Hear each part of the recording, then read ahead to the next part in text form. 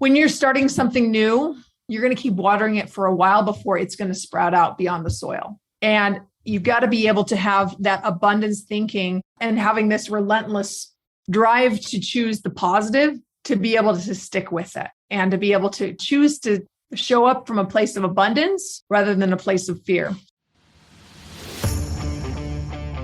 Is your current success putting a lot of demands on you? If you're good at what you do, and you are, then everyone wants you. But that's no way to scale. If you're delivering spectacular results, you should be commanding higher fees, working with only the best clients.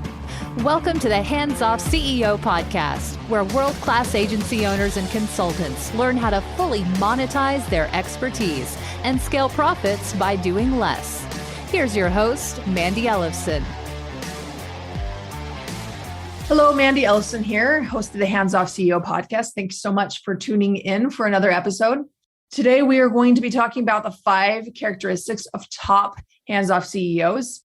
And when I say top hands-off CEOs, I'm talking about the CEOs who are adding millions of dollars of profitable growth to their company. I am talking about the CEOs who report being able to increase their net profits 40% in 9 months. I'm talking about the CEOs who've been able to increase their fees 600%. And these are $1 million agency owners, by the way. These are consulting companies. These are not like startups that are really starting at zero. These companies have a lot going already. And one of the biggest challenges is the complexity that they're at, right? It really takes something to be able to take the company where you've grown it to and to be able to scale it to the next level. So up to this stage, a lot of the productivity that you've experienced is driven by you and your time. And really the next level of growth comes from not the amount of work that you're individually doing, but really the influence that you have over others and their ability to actually get work done through you. You're generating a higher level of productivity, unlimited productivity, really, through other people. And that's really what leadership is. And that's one of the most important things that our clients learn in our hands-off CEO programs. Because if you can't get other people to take action, then you're not going to have a business. You'll have a business that is mostly dependent on you as a CEO and your time, your energy, and it just won't be able to scale past you. So this is why I wanted to share these top 5 characteristics. This is something that I was recording for our clients as part of our onboarding process, because these are some of the things that I'm observing over and over again over the years. We've had the great privilege of seeing data points across hundreds of different consulting agencies, and we're seeing the ones that are most successful, the least successful. The least successful ones we tend to screen out before they come into our programs. We're very careful about the kind of clients that we work with that we know have the characteristics, the attributes, and also the foundations already in place in their business that we can really help them scale. That's a critical piece for when you're scaling your company and when you're really looking at who is our best client that we can serve, is really looking at the ones who have the things in place where you can actually do your best work with them. And that's one thing that we definitely practice what we preach on that. And then it's just looking at how do you be able to structure everything in your company to be able to support that, to be able to have the lead flow, to be able to turn away the clients that aren't the best fit, to be able to replace some of the legacy clients that maybe have become a pain in the butt, or to have the courage to be able to raise your fees internally as you are bringing on new clients and filling the capacity there. As that capacity is limiting, looking at, where do we want our clients to be coming and what level of clients do we want to work with? Now, so I'm going a little off track here from this 5 characteristics, but I wanted just to share how it's all connected. And as leaders, how we show up, we are a mirror for how everyone else shows up around us. This reminds me of a quote from Dale Carnegie in his book, How to Win Friends and Influence People. I love that book. It is one of the best leadership books ever written. In his book, he shares how the only way to get anyone to do anything is if they want to. Really, what we want to do is show up in a way where we can create opportunities for others around us so that we can get more work done through other people, not because we've got a stick and we're beating them with it, but because they want to, because they see that it's meaningful and you help them see the pathway for a more expansive life for themselves. And this applies for clients, this applies for your team. And I call this skill enrollment. Your ability to be able to enroll other people in your vision and get them into action, excited about it, and really owning this vision as their own. That's the difference between a company that you grow, that's dependent on your time, and a company that you scale that has infinite potential and infinite scale. So the 5 characteristics, this is who you get to become. This is how you get to show up as a leader, as a hands-off CEO, so that you can really take your business to the next level and have it be based on your leadership, your energy, but not necessarily your time.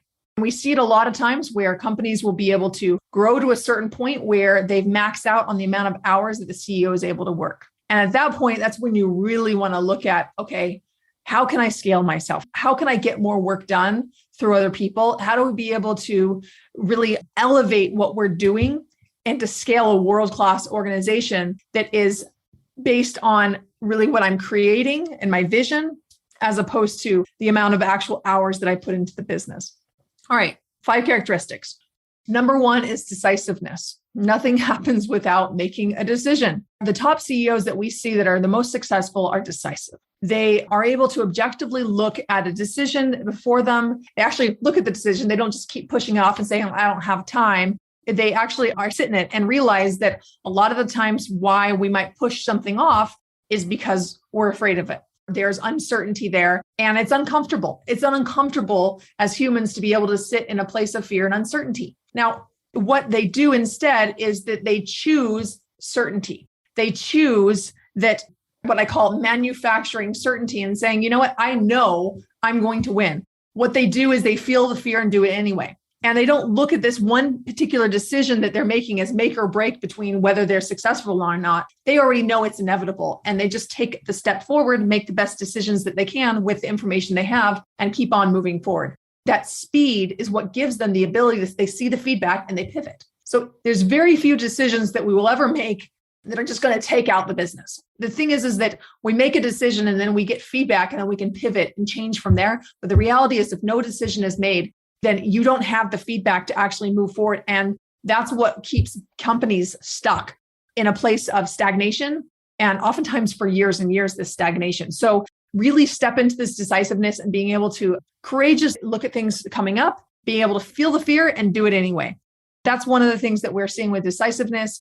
I'll give you an example of Brandon. He was decisive in seeing that his business, he was working till 1 o'clock in the morning every day, sometimes through the night. And he was just so stuck in the day-to-day of his business. And by all accounts, nothing would change. Like, it'd been in that way for a long time and getting worse and worse. By the way, I didn't even know it was this bad until he has shared this with us over a year later, how bad it really was when we got started. But he was able to feel the fear. He was able to look at what he wanted to create, and he did it anyway. Even though he didn't have the time, he carved the time out, he made it happen. And he was able to actually cut his time in his business down to 10 hours per week. And he was able to double his company. He was able to double his company, actually going down to 10 hours per week. And he was able to start more companies. It's really exciting to see that. But that came from a place of him having the certainty that he was going to succeed no matter what. That came down to the decisiveness and him being really aligned. The next one is vision. What are you being decisive aligned with? It's aligned with the vision. And so for Brandon, he had a vision for what his family could be like and what his life could be like, but he also had a vision for what his business could be like. And the work that he did with his service and the software that he built for lawyers and all of the consulting pieces that were part of this, he had a much bigger vision than anyone else in the market, which is why they were constantly loaded with work. Seeing that vision for what could be better, that was what drove him and allowed him to be decisive. Now, when we're looking at this vision here, the reality is that scaling a company is not easy. It's challenging. It takes a lot emotionally for the CEO to be able to shift into this next level, because you're moving from this place, kind of maybe a teenage style place business, to really a grown-up business. And there's an emotional turmoil that can happen in between that as you're making a shift from one place to another. And you don't have a sufficient vision for what you're creating and what you're creating for your team, what you're creating for your clients. And if you don't have the bigger way of seeing possibilities for your industry and really in the world, then it can stop you and it cannot be inspiring enough for you to continue on. One of the questions that we oftentimes ask our clients before working with us is, all right, well, why rock the boat? Things are pretty good for your company right now. Why would you want to rock the boat? Because, I'm giving you some examples of some businesses that CEOs of the businesses, they are working crazy amount of hours, but that's not the reality for a lot of our clients who come to us. A lot of them, they're maxed out, but they're kind of at a place that's good. And why really should they rock the boat? Why should they continue investing in the company to continue make it a little bit shaky as you're moving to the next level? It takes courage. It takes vision. It takes being able to see something that other people don't and be able to lead your team in a more expansive view of the world than they see for themselves. And the challenge with that is that they don't see it, right? So you have to be able to communicate that and help them see and help them get excited about it and rallied around it. And when you do that, that's how you move people. You move people by an expansive vision. And when we are evaluating whether we bring on clients or not, if we don't see this vision here, and if we don't see a way to help them really step into that more, we know that we can't be successful with them because they simply won't do what it takes to be able to get to their goal because they don't have a sufficient reason for it. So that vision, really critical. And it's one of the biggest things that sets apart those in the world that are creating the most expansive products and services that change our lives. They have a big vision. You look at the Elon Musks of the world, the Steve Jobs and Henry Ford. They had a bigger vision for what we could have than we even saw for ourselves, right? The famous quote from Henry Ford is that if I would have asked people what they wanted, they would have said faster horses, right? We couldn't have imagined some of these incredible inventions that have come to us because we didn't have the vision for it. And that's what we are for our team. That's what we are for our clients. That's what we are for the industry. So leading with that vision. The third piece is being coachable. The top leaders that we see that actually are the most qualified, they tend to have the most training, the most experience. And a number of them may have 20 years plus experience in industry, MBAs, advanced degrees. And the ones that are the most successful look at every piece of information as if it's brand new. They're curious. Instead of looking and say, I know all this stuff, I know better, they look at it and say, well, what can I learn from this? It's just really incredible to see the smartest people approaching it that way. The smartest people in the room who have the most actually to add to everyone else in the room. They're the ones who seem to be the most coachable, seem to be the most curious, and that are feverishly writing notes in any place where we're at. And they're like a sponge. Some of the earlier folks, they can be a little bit more resistant. It's not always the case. We do a really good job of screening out people who are too resistant to actually take on the advice that we share. That's actually one of the biggest things that we see for companies. One of the biggest things that stops them from getting to about $500,000 in gross sales is their mindset and kind of the resistance to doing the uncomfortable work to be able to get to the next stage. That's one of the biggest things. And from $500,000 to $1 million, the mindset shifts are a little different where they tend to be a little more open-minded because they're willing to do whatever it takes to get to that million. That's that milestone. They're like, oh, we've got to get there. But there's a bit of a belief a lot of times, like a belief in whether something is going to work. So they kind of hold back from going all in and just doing it. We start seeing this around $1 million, especially. And most of our clients, by the way, that we bring on nowadays are $1 million plus. And sometimes we do bring clients on earlier than that if they have really good outcomes for clients because we can help them scale quickly. But at $1 million, one of the things that we see is this mindset of I've got to have everything all together. And there's this facade that's put up that I've got all my ducks in a row and I've got everything figured out, which is not the case. And I totally get this because here's the thing is as a leader, everyone is looking to you for the answers. You got to put on your face and show everybody that you have the answers. And that's especially the case when you're going out in the world and you're representing your business. But that facade is one of the things that if you can't chip away at that and just let it drop and let it go, it's one of the biggest things that holds back the CEO from really taking on that feedback that's going to allow them to be so much better. Taking on these 5 attributes are really what allows them to embody being a hands-off CEO and being able to allow the company just to really rocket past them in their own time.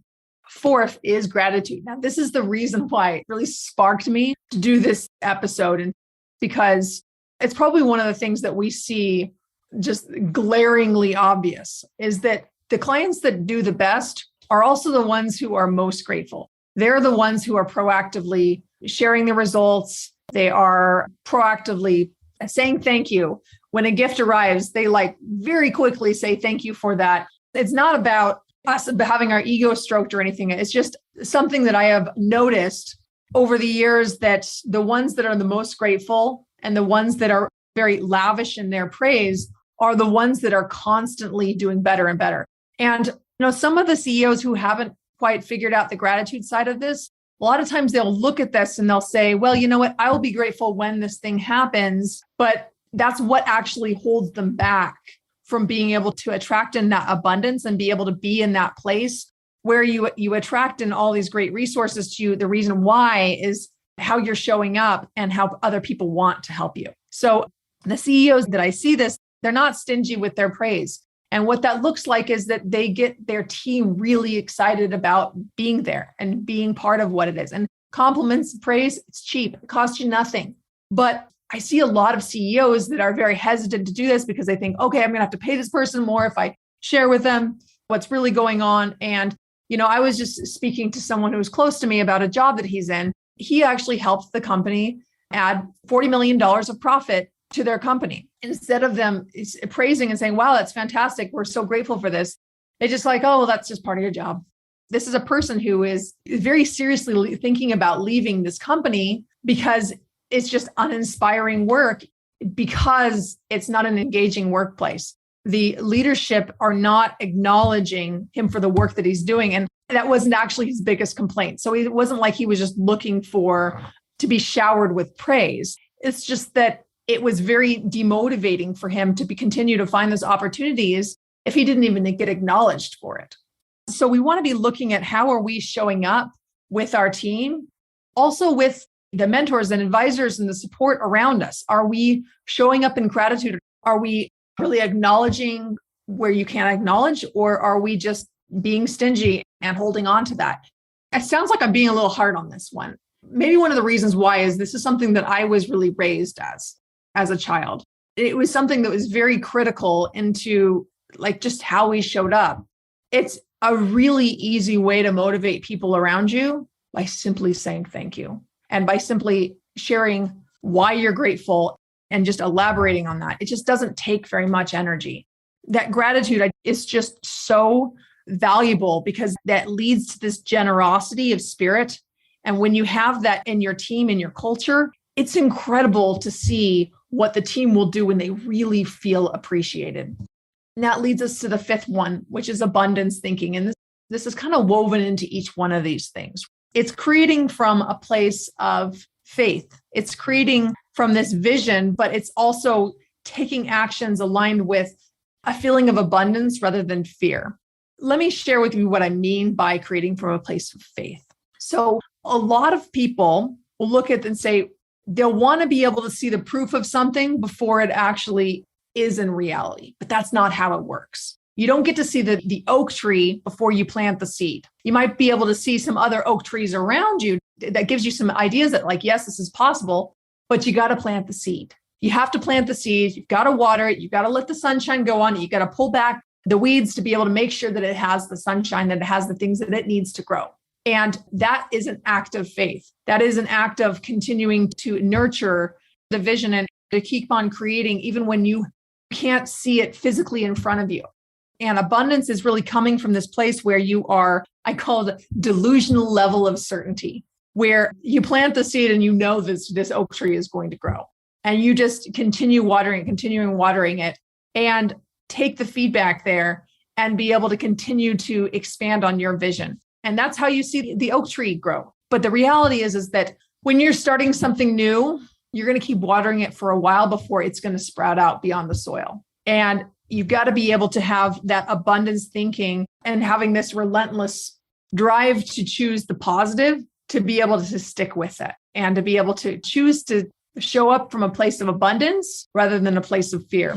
And here's the reality is that as we are moving into a recession right here, we've had a lot of uncertainty for some years now, thanks to things that have been happening that we have all enjoyed since 2020. We haven't enjoyed them. They've been challenging, right? They've been really challenging. And now we've got some new challenges to face. And those who are coming from a place of abundance are going to thrive.